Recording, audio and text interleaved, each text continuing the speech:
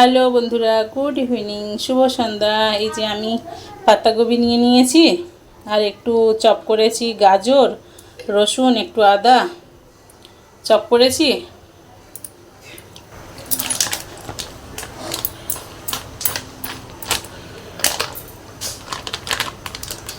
একটু বেসন দিলাম, অল্প একটু ক্রাঞ্চি হওয়ার জন্য সুজি দিচ্ছি। এবারে দেব কর্নফ্লাওয়ার, এবারে দেব 1 চামচ কর্নফ্লাওয়ার, একটু লবণ দিলাম, 1 চামচ গরম মশলা দেব, একটু হলুদ গুঁড়ো দেব, একটু ধনের গুঁড়ো দিলাম, লঙ্কার গুঁড়ো বেশি দেব না, ছোটো ছেলেটা খাবে তাই অল্প একটু দিলাম। দিয়ে একটু মিক্স করে নেব। দেখুন, যদি জল লাগে পাতার মধ্যে তো জল থাকে পাতাকপিতে, যদি জল লাগে তখন দেব, আর না হলে যদি বরাবর বাইন্ডিং হয়ে যায় তাহলে কিন্তু দেব না। আপনারাও এইভাবে পাতাকপির পকোড়া বানাতে পারেন সুন্দর করে। আমি এবারে এটা টিক্কি মতন করে দেব, একবারে পকোড়া মতন। এই যে টিক্কি মতন করেছি, চিকচিকা থাকলে ভালো হতো।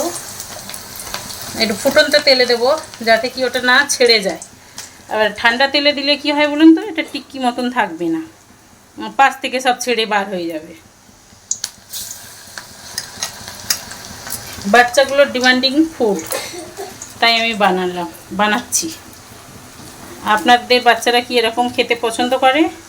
এর সঙ্গে একটা ডিমও সেদ্ধ থাকলে ডিম বা আলু দিতে পারেন। যারা যেসব বাচ্চারা এই যে পাতাকপি খেতে চায় না, গাজর ঠিক মতন খায় না, তাদের জন্য হেলদি ফুড হয়ে যায় এটা।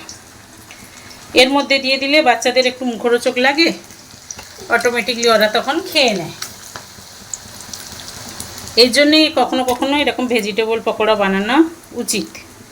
যাদের ঘরে ছোট বাচ্চারা আছে, যারা খেতে চায় না ভেজিটেবল একেবারে, তাদেরকে তো এরকম করে খাওয়ানো উচিত। আমার ছেলেটা খায় যদিও সব রকম।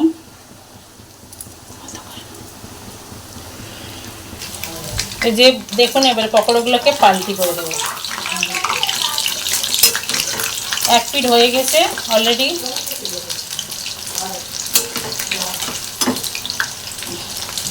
কড়াটা একটু ছোট হয়ে গেছে, কি বলুন তো, তাওয়াতে দিলে মানে সসপ্যানে করে দিলে মানে ভালো হতো, কিন্তু কী করবো, দিয়ে যখন ফেলেছি জানি দি, যা হয়েছে হয়েছে।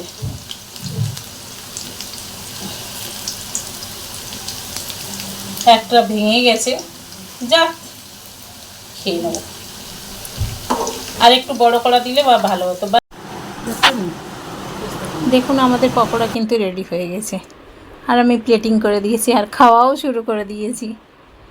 খুব ভালো লেগেছে বন্ধুরা, কি বলবো, খুব খুব ভালো লেগেছে। আপনারাও এরকম খান। আমি টমেটো সস নিয়ে নিয়েছি সঙ্গে, আপনারা এইভাবে বানিয়ে খান, বুঝতে পারবেন কত ভালো লাগে। বর্ষার সময় এরকম খেলে তো মজাই লেগে যায়।